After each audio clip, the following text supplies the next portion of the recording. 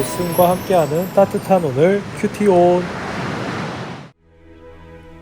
우리가 그들을 작별하고 배를 타고 바로 곳으로 가서 이튿날 로도에 이르러 거기서부터 바다라로 가서 베니게로 건너가는 배를 만나서 타고 가다가 그브로를 바라보고 이를 왼편에 두고 수리아로 항해하여 두로에서 상륙하니 거기서 배의 짐을 풀려 함이러라. 제자들을 찾아 거기서 이레를 머물더니 그 제자들이 성령의 감동으로 바울더러 예루살렘에 들어가지 말라 하더라. 이 여러 날을 지낸 후 우리가 떠나갈새 그들이 다 그 처자와 함께 성문 밖까지 전송하거늘 우리가 바닷가에서 무릎을 꿇어 기도하고 서로 작별한 후 우리는 배에 오르고 그들은 집으로 돌아가니라. 두로를 떠나 항해를 다 마치고 돌레마이에 이르러 형제들에게 안부를 묻고 그들과 함께 하루를 있다가 이튿날 떠나 가이사라에 이르러 7 집사 중 하나인 전도자 빌립의 집에 들어가서 머무르니라. 그에게 딸 넷이 있으니 처녀로 예언하는 자라. 여러 날 머물러 있더니 아가보라 하는 한 선지자가 유대로부터 내려와 우리에게 와서 바울의 띠를 가져다가 자기 수족을 잡아매고 말하기를 성령이 말씀하시되 예루살렘에서 유대인들이 이같이 이 띠 임자를 결박하여 이방인의 손에 넘겨주리라. 우리가 그 말을 듣고 그곳 사람들과 더불어 바울에게 예루살렘으로 올라가지 말라 권하니 바울이 대답하되 여러분이 어찌하여 울어 내 마음을 상하게 하느냐. 나는 주 예수의 이름을 위하여 결박당할 뿐 아니라 예루살렘에서 죽을 것도 각오하였노라. 그가 권함을 받지 아니하므로 우리가 주의 뜻대로 이루어지이다 하고 그쳤노라. 토요일의 큐티온을 기도함으로 시작하겠습니다. 기도하겠습니다. 사랑의 주님, 오늘도 주님의 말씀을 붙들며 나아갑니다. 사도행전 말씀을 통해 말씀하시는 하나님의 그 음성에 귀 기울일 수 있는 저희들 될 수 있게 하여 주시옵소서. 이 모든 말씀 예수님의 이름으로 기도드립니다. 아멘. 조금 오래된 카피라이트지만 제 인상에 깊게 남는 문구가 있습니다. 모두가 예스라고 할 때 노라고 말할 수 있는 사람, 모두가 노라고 할 때 예스라고 말할 수 있는 사람. 2001년 동원증권의 광고 카피라이트입니다. 어쩌면 청년부 내에서도 많은 사람들이 기억하지 못할 법한 이 오래된 카피라이트가 떠오른 것은 오늘 사도 바울의 모습이 모두가 예스라고 할 때 노를 하는 모습, 모두가 노라고 할 때 예스라고 하는 모습을 보이고 있기 때문입니다. 당시에 이 카피라이트가 유명했던 것은 지금도 마찬가지겠지만 모두가 맞다고 하는 일에 아니라고 하는 것이, 모두가 아니라고 하는 일에 맞다고 하는 것이 참 어려운 일이기 때문이었을 것입니다. 모든 사람들이 같은 말을 하는 데에는 나름의 이유가 있기 때문에 이것을 극복하는 것은 큰 용기와 힘이 필요합니다. 더불어 방향성도 중요하겠죠. 아무런 맥락 없이 모든 것을 다 반대로 이야기한다면 그 사람은 특별한 사람으로 여겨지기보다는 특이한 사람으로 여겨질 것입니다. 사도 바울은 용기 있는 특별한 사람이었습니다. 그리고 그러한 사도 바울의 모습은 우리가 특별하고 용기 있는 인생을 살 수 있도록 권면합니다. 우리에게 필요한 용기는 무엇인지 오늘 말씀을 통해 살펴보고자 합니다. 사도 바울은 지금 예루살렘을 향하고 있습니다. 이미 성령의 이끄심에 따라 이 여정을 다짐하고 출발했던 사도 바울인데요. 그러한 사도 바울은 오순절 이내에 예루살렘에 도착하기 위한 빠른 발걸음을 하고 있었습니다. 오늘 말씀은 예루살렘에 도착하기 직전을 다루고 있으니 예루살렘을 향한 여정의 막바지라고 볼 수 있겠습니다.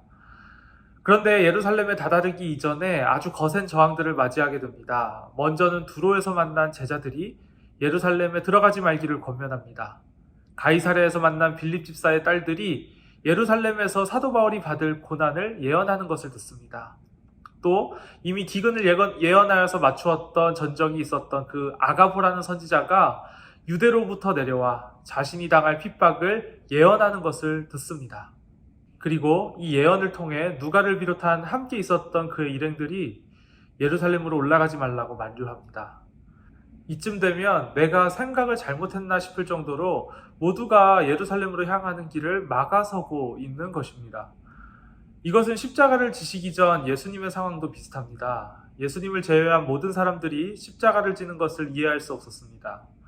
예수님이 십자가를 져야 한다고 말씀하실 때 완강히 거부했던 베드로에게 예수님께서는 사탄아 물러가라 라고 말씀하셨습니다. 그리고 십자가를 지시기 전날 밤 예수님은 너무나도 십자가를 감당하기 어렵지만 내 뜻대로 마옵시고 아버지의 뜻대로 하옵소서라는 기도를 아버지 앞에 드렸습니다. 그리고 십자가를 기꺼이 감당하셨습니다. 완강한 저항 앞에 선 예수님과 사도 바울은 거센 저항을 이겨내셨습니다. 처음 결정을 뒤흔드는 상황들이 많았으나 끝까지 처음에 그 결정을 지켰습니다. 마음과 생각이 복잡해질 수밖에 없었지만 처음에 마음과 생각을 지킨 것입니다. 13절에 바울이 대답합니다. 나는 주 예수의 이름을 위하여 결박을 당할 뿐 아니라 예루살렘에서 죽을 것도 각오하였노라.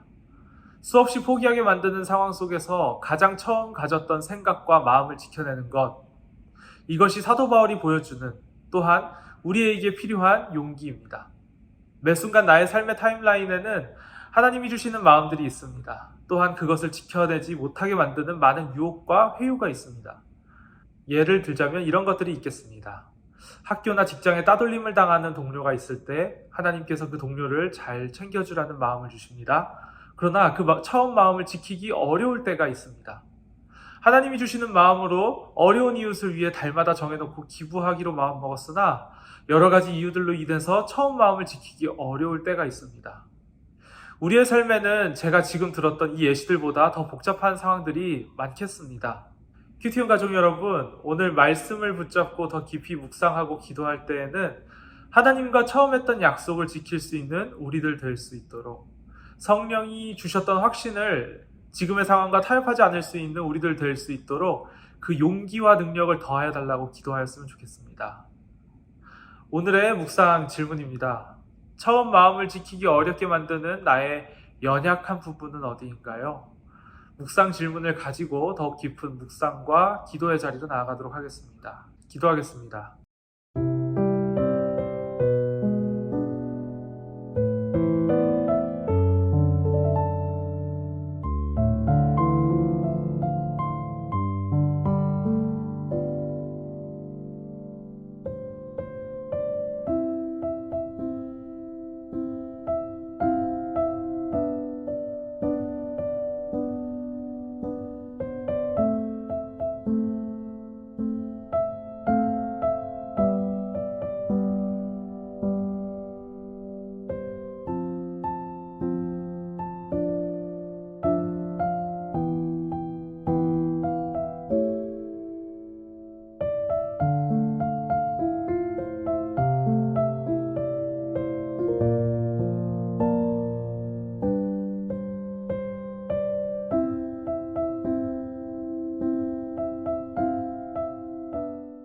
사랑해 주님, 감사합니다. 오늘 이 시간 사도행전 말씀을 통해 처음 마음을 지키는 것, 성령의 이끄심에 따라 했던 그 결정을 지키는 것에 대한 고민과 묵상을 해보게 되었습니다.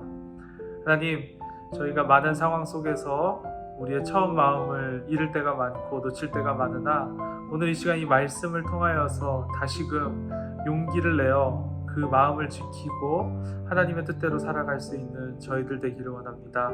하나님, 저희의 힘만으로는 부족하오니 저희와 함께하여 주시옵고 저희에게 그 능력을 덧입혀 주시옵소서. 이 모든 말씀 예수님의 이름으로 기도드립니다. 아멘.